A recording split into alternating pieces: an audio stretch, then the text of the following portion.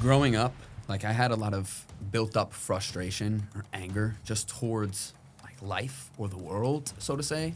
And I just found myself in these same cycles of, you know, chasing things that weren't going to bring me happiness, or going out partying like crazy on the weekends, coming back and still feeling just this unfulfillment, like in life in general. I read into like new age, modern like spirituality, so to say. And it started to open my eyes in a sense of having more perspective, of asking questions in life, of like, is there something more out there? Is there a God? Does this God who might be out there love me? Does he care for me? Thank you for tuning in to the Mike Squires and Friends podcast. You can support by subscribing on YouTube or downloading on your preferred podcast platform. And definitely go do that because it helps us grow and I can have more incredible guests on the podcast. The Mike Squires and Friends podcast is proudly sponsored by DistroKid. Looking to broaden your musical horizons as an artist? Discover DistroKid. With its smooth and rewarding music distribution platform, DistroKid offers unlimited uploads while ensuring artists retain 100% of their royalties and earnings. Join the community of over 1 million artists who trust DistroKid to distribute their music across major platforms like Spotify, Apple Music, YouTube, TikTok, Tidal, and so many others. Having personally used DistroKid since 2018, I can attest to their superiority amongst distribution services. Collaborating with fellow artists has become effortless, especially with the ability to easily send splits of songs, streamlining the creative process. With the DistroKid app, accessing these benefits is now more convenient than ever. Safely sign up or log in with two-factor authentication, upload releases on the fly, monitor earnings, and withdraw funds from your DistroKid bank. Stay updated on royalties through push notifications. Effortlessly share hyperfollow links, manage account details seamlessly, and track streaming stats from Spotify and Apple. Additionally, explore Mixia for professional-grade mastering, DistroVid for music video distribution, and Instant Share for secure file sharing with collaborators, producers, and more. The DistroKid app is available on both iOS and Android. Download it today from the App Store or Google Play Store to revolutionize your music career. Visit distrokid.com/VIP/Mike Squires to get 30% off your first year membership. Now sit back, relax, and enjoy this episode of Mike Squires and Friends.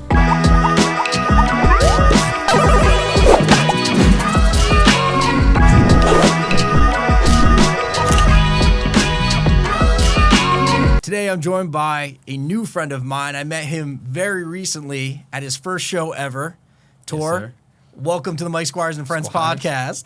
Thanks for having me on, dude. Dude, you just have like this bright aura about you. That was the first thing I noticed when I met you, dude. Like, I just see like the brightness in your eyes, like that your soul has just not been crushed by the music industry yet. No. But yeah, dude, I want to talk to you a little bit about, you know, your first show, because that's where I met you. How did you end up connecting with like Luke, Dylan, Matt, and everybody, and how did that show end up happening? Yeah, dude. So it was really cool meeting you there. Personally, Yes. Because I had seen you on like Instagram, seen your like 50 States project. And I'm like, hey, I know this guy. But I met Matt Corman through the Kyle Beats video. Okay, cool, dude. I was going to bring that up too later on, but we can talk about it now. So how did you end up linking with, you know, Kyle for that video then? Yeah, so that everything panned out really funny, actually. So Kyle put out a tweet probably like 2 years ago and was looking for acapellas from artists. So I'm like, all right, I have a couple laying around. I just exported an extra one and sent him about 3 acapellas through Twitter. And he's like, okay. Used one for a video, and Kyle and I got connected there. And from there, he reached out about 6 months before that video came out, the Gen Z versus Millennials one. And he started a group chat with me, Matt, Bended, and Chew. And he was like, hey, I have this idea, 2v2, Gen Z, Millennials. Want to have you guys come out? Let's shoot it. So we did that, and it was just an awesome experience overall. And meeting Matt, you know, we were out one night after we recorded, and he's like, have you ever performed? I don't know. I was like, honestly, I'm terrified to do it. He's like, what do you do if I do this? Took out his phone, texted, I think, his manager, Alex, and was like, hey, I have an opener for CT. And there we were. Dude, it's kind of crazy because it was one of those moments, like I had a similar experience where it's like, who is this guy who's invading my life all at once? Like, you know, I saw that you were on the show with us, and then I'm like opening up my phone and I'm seeing this Kyle video, and I'm like, there he is again, dude. Yeah. Like, and then I saw you in real life, and it's just like, you had a good little promo run there too, because Sure. in my personal life, you were everywhere at that moment. Yeah. Then, so it was really cool to meet you and everything. Sure, and I'm dude. glad that the show went well. We could talk about that. Show was awesome. Show was great. I feel like for our first show, you couldn't expect, much more. It felt like a No, good dude. vibe. Definitely. I gotta bring up something though. Talk to me. I have to bring it up, dude. So, Tor had a lot of support at this show. He brought out, his whole family was there. The love in the room was felt. One of the people that was in Tor's posse was my high school principal. That's right. So as I walk into the venue and I walk down, I was like, was that Miss Rivera? And, I talked to you about it too. And you're like, oh, yeah. You know what I mean? She's like with us and everything. So I was like, for me, I don't get nervous before shows, dude. I never get nervous, dude. But to have my high school principal, I was like, yo, and it was a good show, but it's not one of the crazier shows I've like. A week before, dude, we were doing the A Boogie show. I was like, why couldn't you see that one? You know what I mean? But no, it was good. And like, I think it's all an important part of the journey. But yeah, like, performing in front of your high school principal is tough, dude. Little curveball. Yeah, dude. And it's like one of those, like, it's a person that you wouldn't think of right away. Like, who would I be Absolutely. nervous in front of? Yeah. Somebody who watched me grow up and, but dude. yeah, so that was a fun experience. But what's something that you took away from that show? Dude, it was awesome. So honestly, what I realized, biggest thing I took out of it was it's so easy to get in your own way. Like building up to the show, probably 2 or 3 months before it, it was a thought of mine. Oh, yeah, we can this. just the casual fan blowing the questions, but my bad. No, it's all good. Where were we? Remind me. So leading up to the show. Oh, you can yes. get in your own way. Yeah, so pretty easy to get in your own way was one of the biggest things I took away from it. And like 2 months before the show, I was good, nothing. And then probably like a month out, I'm like, whoa, I got my first show. Like I have to do some preparation. I have to get myself ready for this. So I reached out to Dylan, who was essentially putting that tour together from my understanding. And he was just telling me, he's like, dude, it's like a sports event. You played sports growing up? I'm like, yeah. He's like, well, you practice, you do preparation, and then you're ready for the game. And I thought about that. I'm like, whoa, okay. So then it was just a matter of rehearsing my set, like in my room, acting like I'm on the stage performing. How am I going to say certain things? How am I going to perform certain songs? Little things I wanted to say to the crowd. And, dude, it was just a great experience overall. Like, I had that expectation, whoa, it's going to be this big thing. But then getting up on stage, it just felt organic, natural. Like I was supposed to be there is what it felt like. It looked like it too in my perspective. And to paint the picture for everybody, the DJ setup was not your normal show DJ setup. Fair enough. I DJ'd your set, right? Yep. But I was like in the back of the venue, like the front of house area, not like, back behind stage where a DJ typically is. So True. It was fun though. But like, honestly, my favorite thing about that night though was your set going well for you. Because I was like, to me, like, I don't know, I've done how many shows, whatever. But like, to me, it's like, yo, your first show should be kind of special. And it felt like a good vibe too. And it was with a good group of people. So Yeah. Yeah, and Dylan's a really good dude too, so it's good to, you know what I mean? Definitely, dude. Yeah. So I want to talk to you. So the thing is, I've seen you. So before I met you, I saw you in the Kyle Beats video. I, saw you on the flyer of the show. Didn't realize you're a Connecticut dude. Yeah. You know what I mean? Howdy. So what was it like growing up in Connecticut for you? Dude, so growing up in Connecticut, I mean, it's been good. It's traveling other places too has also opened my eyes. I feel, in my opinion, growing up here, it molded me in certain ways of kind of understanding how to move around. But then also traveling places too and learning, okay, here's kind of mentality home and other places. Yeah. I mean, overall, I had a pretty good upbringing here. Small town in Connecticut. Which town do you grow So I up grew in? up in Monroe. Okay. Small town, so it's like you're not exposed to tons of culture, so to say. Different experiences. I mean, you're kind of in this small town. So growing up, it was a matter of knowing that, and then as I've grown, it's seeing, wow, how much more there is too, in a sense of traveling places, seeing other things, different cultures, foods. So What's something that you saw in your travels that like really changed your perspective? culture, different people and different mentalities, people growing up in different places. That surely has opened my eyes. Going to school, I went to school in Connecticut as well. So it almost felt similar to how I grew up when I went to college. Usually people go away to college and it's a whole new world. For me, my college was in Connecticut still. So it still felt similar, like how I grew up in high school, elementary school, friends, and then traveling. It was just the culture, different people, different upbringings. It's definitely opened my perspective a lot. At what point do you start getting into music, though? Because for everybody, that's not an easy leap. Yeah, so that's a good question. So I was the senior year of high school, the summer of senior year, going into freshman year of college. My cousin, Max, and I grew up together one day apart. I'm the 27th of February, he's the 28th of February. And we grew up together. He moved in for one summer. So that summer going into college, he was home, and it was really cool. So I'm like, okay. And Max was a producer. So Max was producing a lot of beats, and I was watching him. I just took such an interest in this. I'm like, this man's cooking up beats that sound really cool from his computer right here. So I was like, okay. So I started messing around in like Logic Pro with just making beats, taking loops from Looperman, stock drums from Logic Pro, and just tossing things together, figuring stuff out. And then going into college, freshman year, I kept dabbling in it. And then freshman year of college, which was, we can get into after, but it was just like, it was a tough time. Freshman year of college, sophomore year of college, more freshman year was just really tough. Like, I was not in a good headspace at all. Like, depressed, going through just a lot of, uncertainty in life and letting that uncertainty overtake me, so to say. And music was always something I felt like I could go to and express, or, express creatively or express vocally. And then I started to record on like Apple earbuds in not the most ideal space, in like the shower room where there's concrete walls. Not the ideal place to be recording music, on Apple earbuds. And I just started experimenting with stuff.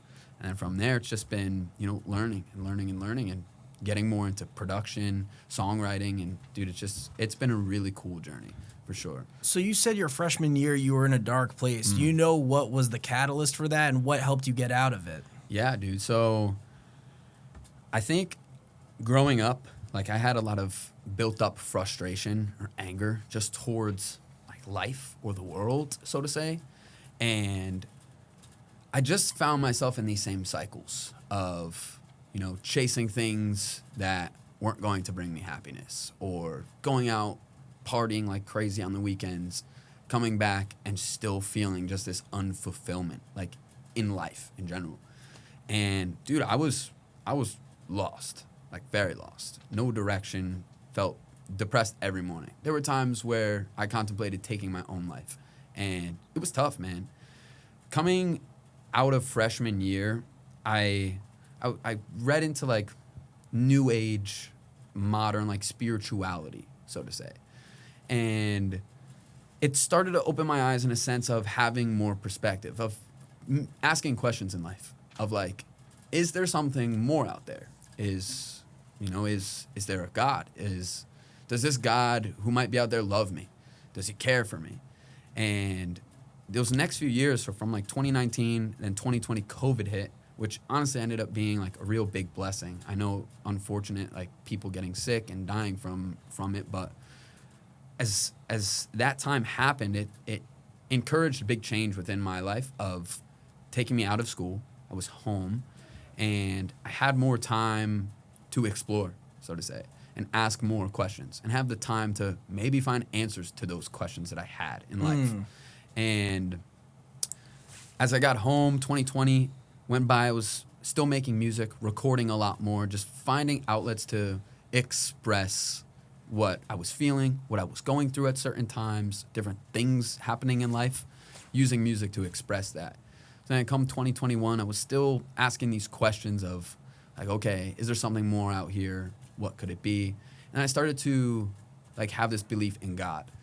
And I didn't really explore that too much. 2021 comes, 2022, and then 2023 comes. And I'm still making music throughout this time, producing, songwriting, but now songwriting and making songs started to become my main focus around this time, like COVID, little after COVID. And 2023 comes, and I'm on YouTube. And I come across some videos who are talking about Jesus. And I'm like, okay, like, I'm going to watch this and see. Because I was teeter-tottering with my faith at the time of like, I've been in this dark place, but I feel like there's a way out of here. What could this possibly be? And I had just come to see all my own ways of trying to find a way out of that unhappiness or fill that like hole in my heart, so to say, just weren't working. Whether it was, women, whether it was going drinking, drugs, all these different directions. I was trying to find fulfillment, was never finding it. So then I find these videos on Jesus. And I grew up in the Catholic faith and, had a basic understanding of like a belief in God, knowing who Jesus is. And I fell away from it completely, going into college, just growing up. And this video, it just struck me. And they're actually pastors from Connecticut, Cliff and Stuart Connectley, Give Me an Answer. So I've seen their clips now on TikTok, Instagram, all the time.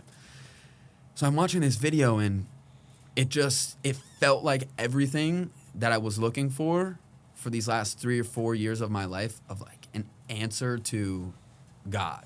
Who is this God? What's he about? What does it all mean? And coming to Jesus and understanding who he was, as I started to read through like the Gospels of Matthew, Mark, Luke, and John, see who Jesus is, what he taught, how he lived, how he treated people, how he died and rose from the dead, I'm like, whoa, maybe I should listen to what this guy has to say. And that really started just like a whole new journey within music and life too. I find this very interesting because as I'm listening to you, when I met you, I view you kind of as like a happy, like more bubbly person, dude, because that was my impression of you. Yeah. So it's like, it's hard for me to even imagine Tor like having a sad moment just because that's how I see you in my head. Yeah. But I also didn't imagine you with hair either. And then I saw old photos of you with hair, dude. So, I mean, it's really interesting. And like, was there a specific moment? Like, did you have like a low moment where you're like, this isn't it. I need to change. Oh, yeah. Can we talk about it? Yeah, please. Let's talk about it. So it was 2019, freshman year. And I think for me, looking back, that was like the pivotal moment of almost coming to this low of like, hey, something needs to change. Why am I feeling this way? What can I do to maybe change this? And at that low point, I knew a lot needed to change. I just didn't know how it was going to happen. If I was going to change these things, if things were just going to change. And I knew some initiative needed to be taken on my end. And that was 2019. And then COVID happened, which encouraged so much other change. That was out of my control completely. I had no control over that. Nothing. And COVID happened. All the things I was doing in college. So we reached this low in like 2019. And then we were still at that low through 2019 into 2020. So you weren't even able to do some of the things that you were doing just because of circumstance. Yeah. In school, you're saying? Yeah, like school and like even just going out and like if you were partying, like hanging out, like it kind of got pulled from you. So you didn't really even have the option, which therefore gives you time to like really think and just like, is that really what I want? Yeah, absolutely, dude. So it was that low point in 2019, exactly that. It was like I didn't think I had the time to ask questions and to explore those questions that I had about life, about everything, about creative aspects too with music.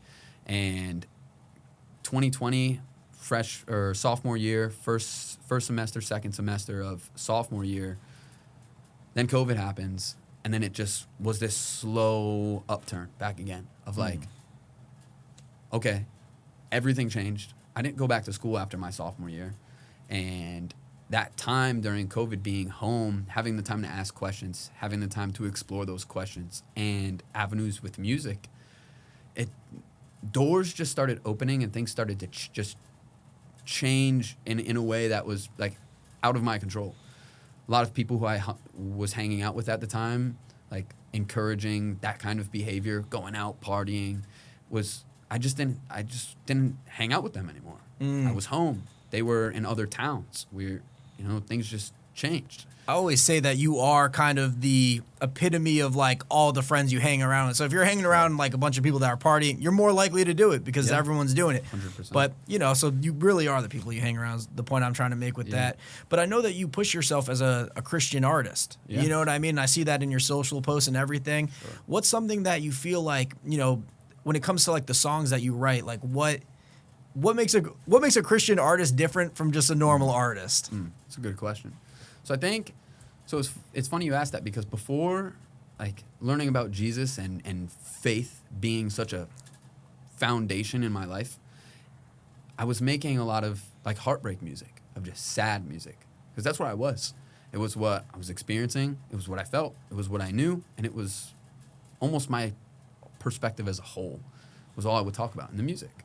And coming to Christ and faith being the foundation, I realized a lot of the old music that I was making, how is that going to affect a listener? How is that going to affect someone on the other end of the headphones or in their car listening to that song? What is that going to make them feel? You know, because I knew how I was feeling, and it wasn't a good place. Why would I want that for someone else? And through my music and through music as a whole, I feel like it's just such a powerful means of communicating something. And I now think about, you know, what faith in Christ and faith as a whole has done in my life and for people around me.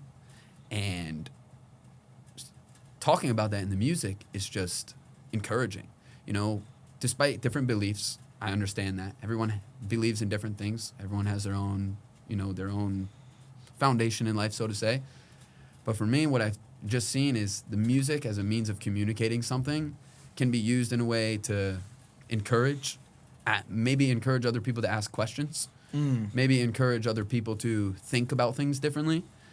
And I just think now communicating that as a Christian artist, and it's just, how are the listeners going to, you know, take something in? How is that going to then encourage maybe behavior in their life or the way they think about certain things or people?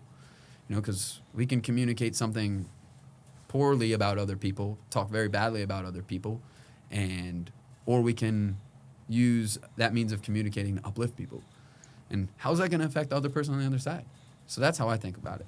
No, and I think that's a good perspective too. And for me personally, I'm always like, whatever works for each individual person, because that's like, as individuals, we're all different. You know what I mean? Where it's like, my hobbies aren't the same as your hobbies, but what might work for me might not work for you and vice versa. So I just always encourage people to find what keeps them, because to me right now, as I'm talking with you, and just from my experience, my very little experience, like, you know, we've hung out, but like new friends, I just see you as like a very positive person, and I like can tell that you feel more grounded. Yeah. You know, how has everything, like, you know, now that you've been kind of in the mix for a little bit now, it's like, how do you feel life has changed for you compared to the dark times you've been having? Yeah, dude.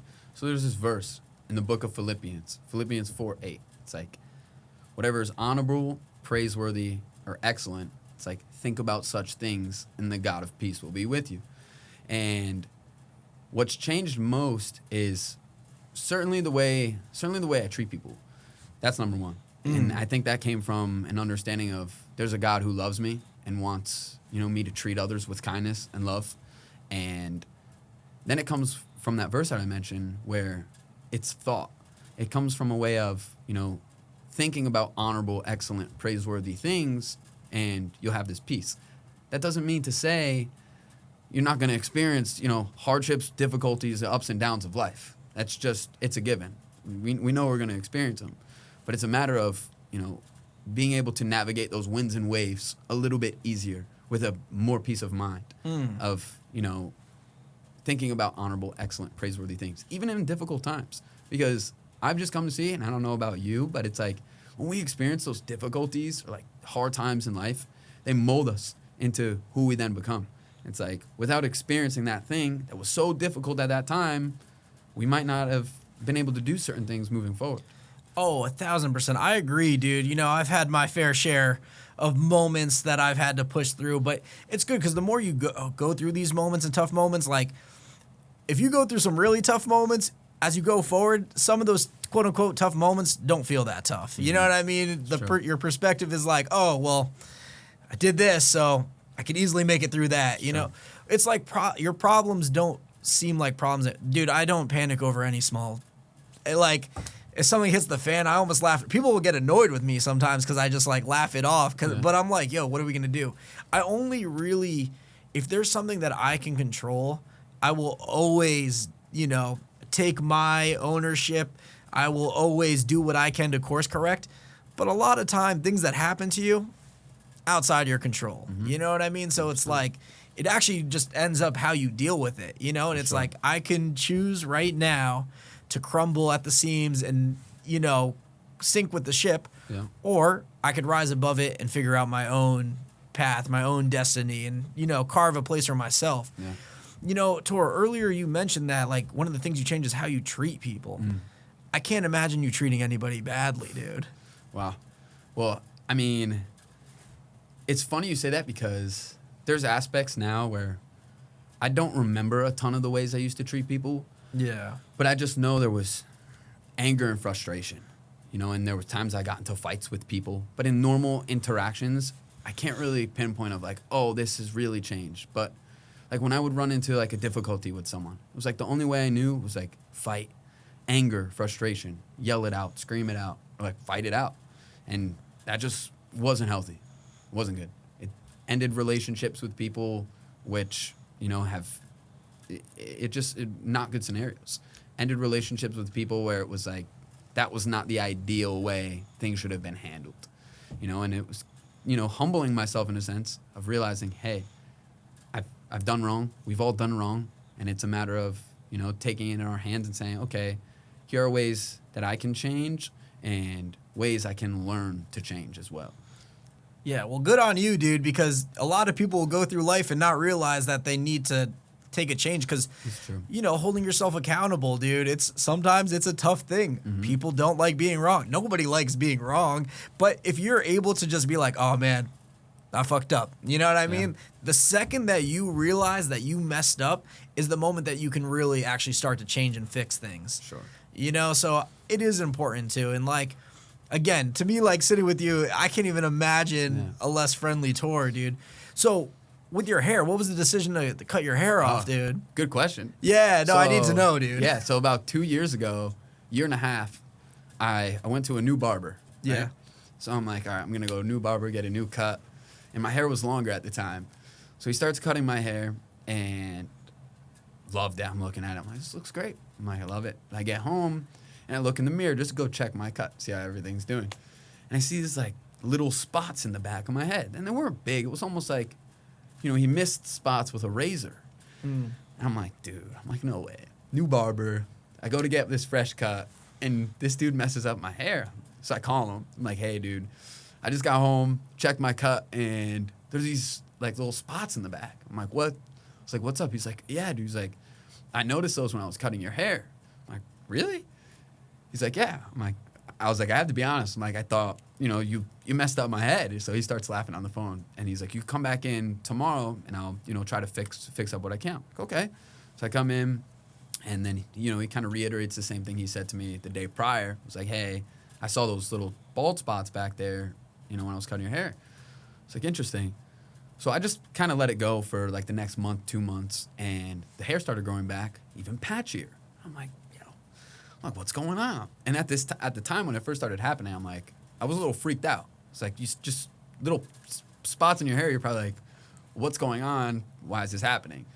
So probably a month later, still the same spot. So I like started doing research. I'm like, what could this be? Like, what's going on? So I like see alopecia. I'm like, okay, like we'll see. So I go to a doctor, a dermatologist at the time, or it wasn't even a dermatologist actually. I went to like a normal doctor at first, and they started saying it was like male pattern baldness. I'm like, no way. I'm like, I'm getting male pattern baldness in these little spots like this. There's no chance. There's no way. And so I go to a dermatologist finally, and they're like, you have alopecia. I'm like, I'm like, okay. And that, at the time, dude, leading up to it, I was like, whoa, this is crazy. This is, what's going on? Why is this happening kind of thing? And then once I figured it out, I'm like, okay. And it kind of just like this wave over me of just, it's hair.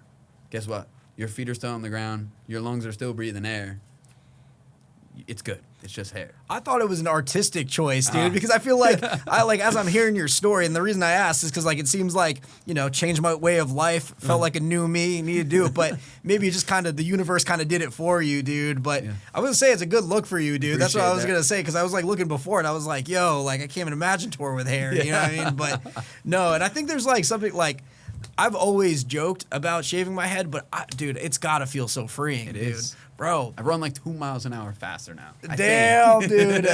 Bro, I'd probably be the fastest person alive, dude. Is that right? I'd be cutting through the air, dude.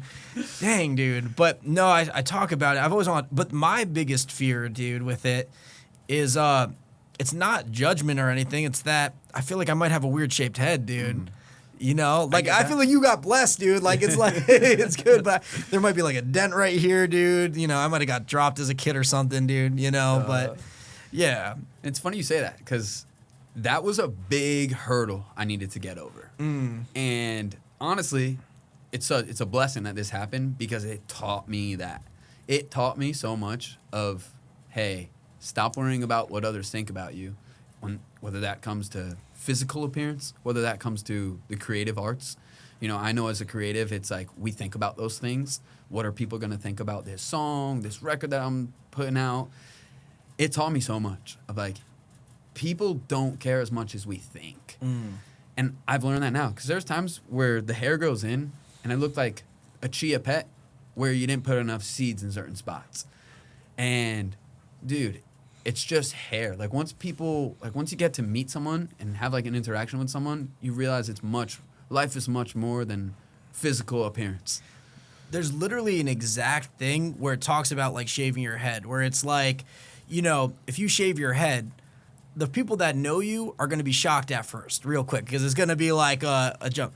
But they'll get used to it like that. Like literally same day, they're going to know you. And then everybody that you meet forward is not going to know you as your old you. You know what I mean? So it's like, just to kind of talk about judgment and stuff, it's like the version of yourself that you are now is how people are going to look at you. They're not going to look at you as, so whatever choices you make to create the person you are, like, you know, it's whatever makes you happy or whatever works for you. You know what I'm saying? So, For sure, dude. Yeah, I want to pull it back to your music though. Yeah. Because what's like one of the biggest moments of success you've seen in your career so far? Ooh. Honestly, starting to make faith-based and Christian music. That, you know, in terms of having people learn about me, probably the Kyle videos from with Kyle, which has just opened some really cool doors, meeting new producers and stuff. But really starting to make faith-based music. And I just think about that being such a pivotal moment in the sense of my whole intention with things has changed since then. Of course I'm making music that's, you know, true and real to me and potentially to others out there.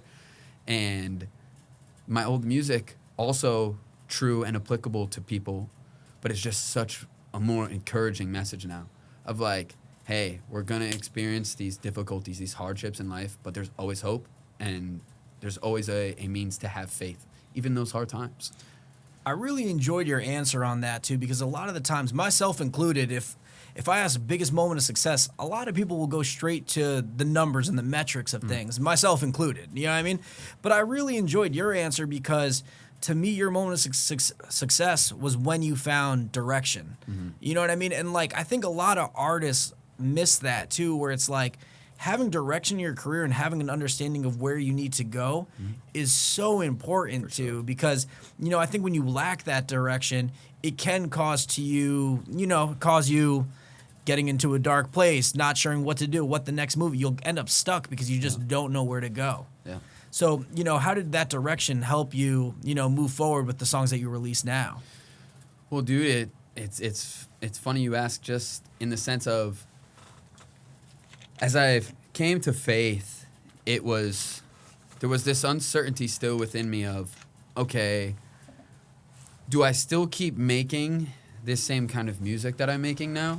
Or, you know, is this a time to start changing that direction, you know. And there was, I spent time in prayer, and I prayed on it. Honestly, I was like, you know, Lord, if you want to use this gift of making music, communicating, to honor you, to point people to you, like, let that be done.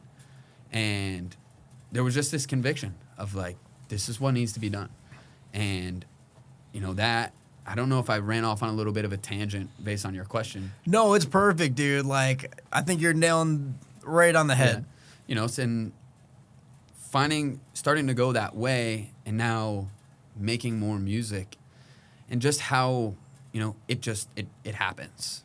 You know, it doesn't feel like songs are forced. Like it got to a point making the older music that I made, it was becoming forced. It was like, okay, You're making sad songs and you're not sad. Yeah, it's like forcing these things and forcing this way of thinking, forcing this way of feeling, because I mean, how we feel in that creative space really, you know, comes out through what we're putting into that song. You know, if you're feeling, you know, sad or down, and you try to make a happy song, it's like, it doesn't correlate well in the studio. It's probably just like, that's not the vibe for today. Yeah. You know, and it started to become that of like, this sad stuff, this, you know, darker stuff, all those things I experienced and went through, a lot of it was coming from a place of like anger or frustration towards people, towards, you know, experiences, and just thinking about them in a way that, you know, was damaging my current state. Yeah, dude. And it's funny that you say that too, because, you know, I'll have songs where, you know, I'm upset with people and I'll make the song, but a lot of time I'll just shelve it and not put it out because it's good for me just to kind of get it out. Understandable. But like, you know, to put it out there, like the person's going to know it's about them, you know, and it's like, it's only going to add more hurt to the situation. And like, at the end of the day, do you really want to add more hurt to the situation? No chance. No. You know what I mean? So it's like, but I'm like, and I think it is okay to talk about your experience that you go through, but like, do it in a way where it like doesn't hurt anybody directly. Yeah. But I do like that it seems like this music that you're creating now feels more organic to you. And when it is more organic, that's when you end up making the best stuff. Sure. You know what I mean? So what are you working on now, dude? What's some of the music that you have coming up? Yeah, so I'm singles. I'm releasing tons of singles right now. That's the game, dude. You know, singles, and then I have a small EP in the works. I'm collaborating with another artist who's yet to be named, but we're working on a little project together, and probably gonna do. He's gonna have some opens. I'm gonna have some opens, and then there are gonna be some other cool little tracks in there too. Probably like 4 songs or so. Yeah. At the beginning of this podcast, you asked me if it was okay if you asked me questions, dude. Yeah. Do you have a question? Yeah, I'm curious. Well, what are you curious about, dude? When did you start music? What got you into music? Dude, so I started producing in 2012, and I was always a workaholic. So I started as a music video director. That's like how I came into the game. And videos would take a long time to render back then. You know what I mean? So like, it was like enough time to do something, but not enough time to like leave the house and get back. And I always loved music, and I always loved the idea of being like a one-stop shop that like an artist can come to and like work on stuff. So I started producing in like 2012. That's when I really started producing and like cooking up beats. But I didn't put out anything like on DSPs until like 2016, 2017. Oh, wow. So like there was like a big gap in between. But yeah, that's kind of what got me. But I just always have been passionate for like the arts and stuff. Like I can't even imagine my life doing anything else. So, you know, and when you want to do it and you get into it full time, you just do what you have to do to make it work, dude. And like, you know, now thankfully I'm in a position where I kind of am able to do the projects that I want to do. But I mean, there was a lot like, you know, as I was getting into music and things like that, like, of course there were gigs that I took on that were like, bro, I did like a promo video for like a florist, dude. I did like all different types of content. Like, I'm trying to think. I think I did a video for like a massage, like a therapist too. Like, sometimes you just do what you can, and until you can do what you want, right? You know what I mean? So, where are you at in your career right now? Like, in what terms? As far as like, you know, how long have you been making music? Because you feel like a newer artist to me, but I feel like you've been doing it for a long time. Yeah. So I mean, really started getting into it 2020, 2021 was when it was foot on the gas. You like, are a baby, dude. This is what you are a I'm doing. baby in music, dude. Yeah. But I don't mean to interrupt you, but I really wanted to have you on the pod because I like really believe in you. Like there's something I could tell from when I met you to like just everything I've seen. The very short and like checking out your music, checking out all your content too, because you're great with content too.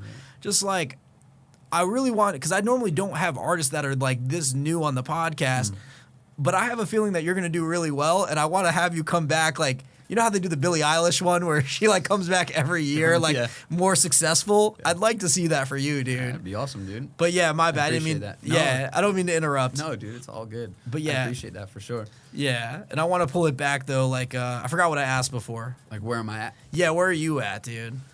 So, like, in what terms though? Like, where do you feel like you're at? Like, you know, you're not at the point where you're doing music full time, are you? No. So, like, you know, what do you think has to change for you? Because obviously you want to take that leap. Yeah. So it's like, what do you think would be a game-changing thing for you? Dude, I think it's just more time. I think it's just more time. I think that's the right answer, dude. You're filled with the right answer because it's just consistency too. I think it's all time, you know, just, you know, getting better at the craft, more collaboration.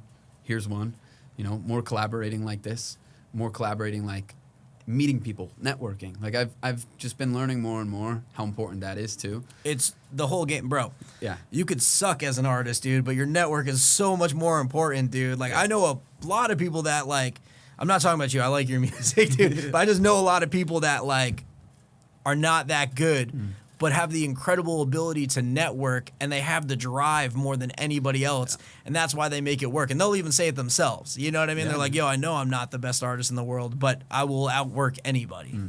Yeah, dude. You know, that's really where I'm at now. You know, focusing on the craft, focusing on the music, making better music, you know, and whether that's mixing and masters, getting everything sounding right, kind of finding my sound where I like working in.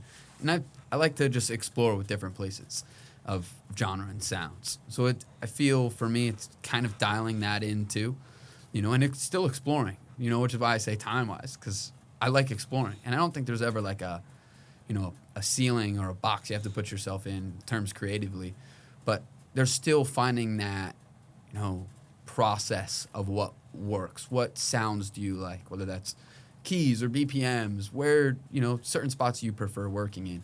And then just time, dude. That's it.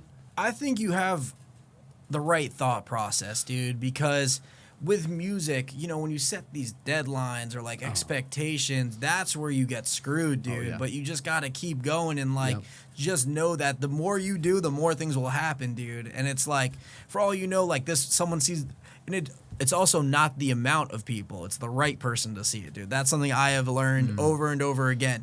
Like, whatever this podcast does, views, whatever.